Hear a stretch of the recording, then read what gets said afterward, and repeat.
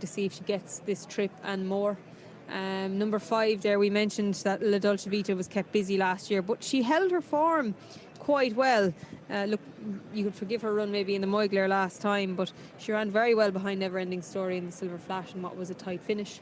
And fantastic pedigrees here, like Dower House, a sister to Churchill and Clemmy. Of course, the Grand Dame then would be Airwave, a very fast family. Dame Kiri, we mentioned the Dame Hence is a black type sister to Alice Springs. She made all when she did broke her maiden at Naas, and she's by Justify. So there's so many different layers to this race. It'll be fascinating to see. And where's the pace going to come from? Do you think Zarinsk from 3, or do you think Matilda Picot from 7?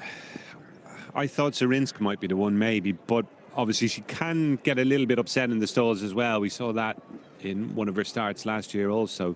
So those, I think it was a Silver Flash, wasn't it? I think the previous day she got a bit upset as well. Just maybe she can be a little bit uneasy in the gates. Hopefully she'll be able to break on terms and Colin will be able to ride the race he wants to, because obviously, Jane, I don't think he was able to do that in that Silver Flash, was he?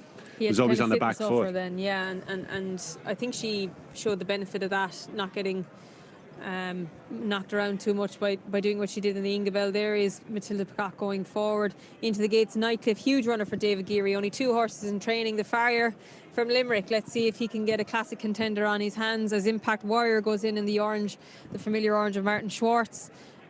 Be interested to see what she can do after just one start. Clever and Cool, will she come out good and quick today? Let's see for Jim Bulger, Marguerite Bulger and Rory Cleary on board. It's still taking a bit of getting used to not having Kevin Manning around, isn't it? Very much so. I'd say it'll be another few weeks probably before that really and truly sinks in. Clever and Cool, the rides seem to be getting shared between Rory Cleary and Liam McAteer, Luke McAteer I should say, at Jim Bulger's these days.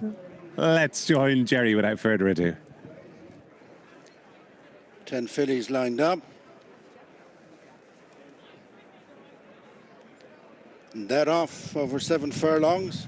Slow in the stride, Clever and Cool, also Nightcliff and Impact Warrior. This is the Ballylynch Stud Party Bell 1,000 guineas trial.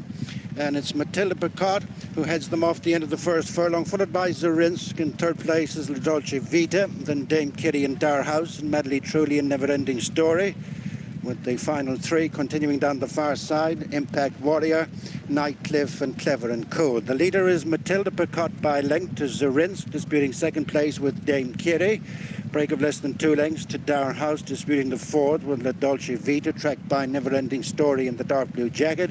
2 lengths then to Madly Truly, who's in between Impact Warrior and Clever and Cool, with Nightcliff the back marker. Coming up to the halfway stage, and Zarinsk pokes up in between horses to just lead. Matilda Picot, the yellow cap on the inside of Dame Kitty, followed for home by Dar House, and followed by La Dolce Vita, tracked in by Never Ending Story with the final 4. Impact Warrior, Clever and Cool, Madly Trudy's lost ground with the back marker continuing to be Nightcliff. They straighten up at the 2, and it's Zarinsk in the middle of the track. Keeping to the running rail is Matilda Picot, being followed by Dame Kitty. Never Ending Story makes headway in the centre, followed by Dar House. They race to the final furlong. In the lead is Matilda Picot from Never Ending Story on the outside. They're followed by Zarinsk, and Dame Kitty is next, and Matilda Picot is cut back by Never Ending Story, and it's Never Ending Story who's set to win a second Group 3 over course and distance and seasonal debut. Second will go to Matilda Picot, with a wave of them involved for the third place. It's Quick Guineas Trials double for Ryan Moore and Aidan O'Brien. It's an ultimately decisive success for Never Ending Story. It didn't necessarily look like it was going to play out that way at one stage, but the 2-1 favourite has delivered here and recorded her 3rd career success and potentially given herself a nice platform for the season ahead. Matilda Picot, though, emerges with a huge amount of credit here over on the inside. I thought she was going to hit a bit of a wall, to be honest, after they level up for home. But having seen off the challenge of Zarinsk, it was only the eventual winner who was able to get past her in that final furlong. What are your initial thoughts, Jane? You always felt that Ryan was going to get there. He played a patient race. When they straightened up, it looked like Matilda Picot was gone, but he was only getting organised on Never Ending Story. I think she's hit the line comfortably. credit, as you mentioned, to Matilda Picard in second. Now, we take it from the gates. She's out in 7. She goes forward. I don't think she gives Ronan much of a choice. She has her mouth open and she's keen. She comes across in front of Zarinsk, who's been a bit keen for Colin Keane as well, and ultimately she fades in the latter part of the race. On the inside, Dower House is taken back by Shamie Heffernan, and on the outside, Dame Kerry just slides forward into third place under Wayne Lord, and they're your 1, 2, 3 at this stage. Disappointing that Clever and Cool had broken slow from the gates again. Impact Warrior maybe showed her inexperience from the stalls, and Nightcliff was slow away. They settle in the last trio.